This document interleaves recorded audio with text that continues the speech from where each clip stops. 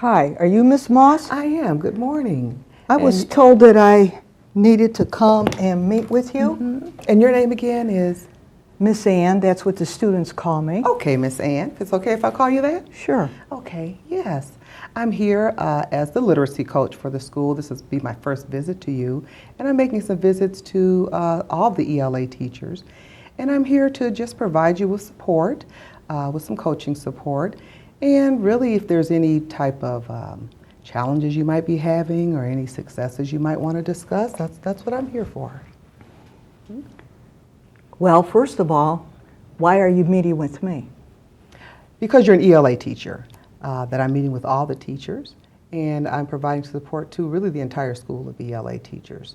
So I just want you to rest assured I'm not here for monitoring or evaluation, but totally for support. To help you maybe clarify some goals you have for the school year, or maybe just talk about some things you've been considering for your students. So you think we can do this in about 10, 15 minutes? Because this is Certainly. my coordinating period. And I do want to thank you so much for making time in your busy schedule, and we can certainly talk within this 10-minute time frame for you. All right. Okay. Okay. So what have you been thinking about this school year, about your students or about upcoming school year? Well, you know, this is the beginning of the school year, so I'm really busy. One thing is, you know, I've been teaching for over 25 years. And all of a sudden we get a brand new principal, young, I don't know how many years she has in education, and she came in over the summer and she changed our schedule, curriculum, everything for English language arts. So yeah, I'm frustrated. I'm really frustrated about that after teaching the third grade for so long. Okay.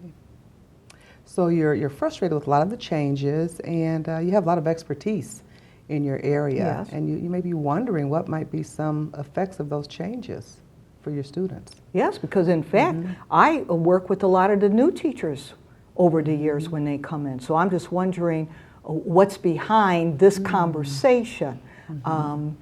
Because one thing is she changed my schedule, so I'm upset. I'm now moving from the third grade to the fourth grade, which she considers looping. And all of a sudden she decided on a few of us at specific grade levels to loop with our students. So there's been a decision made by administration to start looping Yes. with some of the Yes. teachers. Yes. Tell me more about looping. Well, basically, it's the students that I had last year in the third grade. Now I'm going to teach them for the fourth grade. And I've never taught fourth grade before. I've always stayed in the lower elementary. For the last 10 years, I've been teaching third grade. The parents always loved me teaching the third grade. I enjoyed the third grade. I have everything all set. And now I got to change everything. And it was something that we really had nothing to give our input about. She just decided to go with the looping. So it's a matter of now changing everything into the fourth grade. So as a third grade teacher, you felt very comfortable, very competent in teaching third grade. Yes. Oh, yes. And now you may have to make some changes because you'll be going to teaching fourth grade. Right. So as you think about teaching fourth grade, what might be some differences between teaching third grade and fourth grade? Well, of course, fourth grade, you know, you're getting into, as far as language arts, a whole lot more with complex reading skills.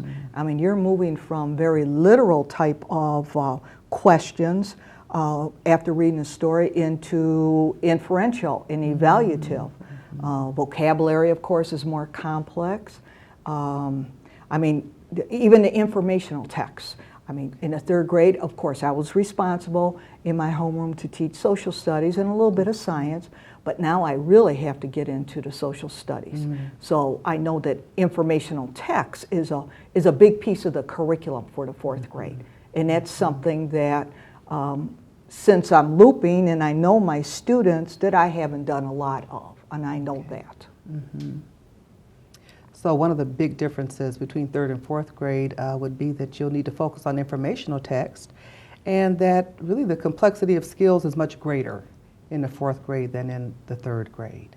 Yes, right, right, which of course is going to require me to do a lot more preparation since I didn't know about this change. So that's what I've been trying to do, is get all my things together so I can do some prep work and planning with the reading series and the social studies textbook and everything that is required for that particular grade. So planning is one thing that you know you have to address. You've begun that process. What are some of the strategies you've been using in your planning for this fourth grade? Well, you know, I always did a little bit of grouping, okay? I always did that. In third grade, they enjoy that, you know, because of the social aspect. And, you know, differentiated instruction is always the big strategy, you know, the most relevant strategy that's out there.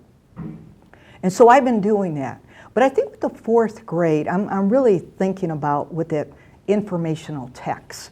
That's kind of like sticking up there, that I have to do more with that. And I know my students have struggled with that.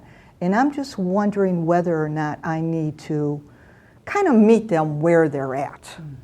And that's something I've been kind of thinking about within the class, but maybe grouping them maybe just a little homogeneously for the informational text part and working with social studies. And maybe that would help. So I don't want to do a whole lot of different things right now. I'm trying to get, of course, my feet wet with the fourth grade curriculum.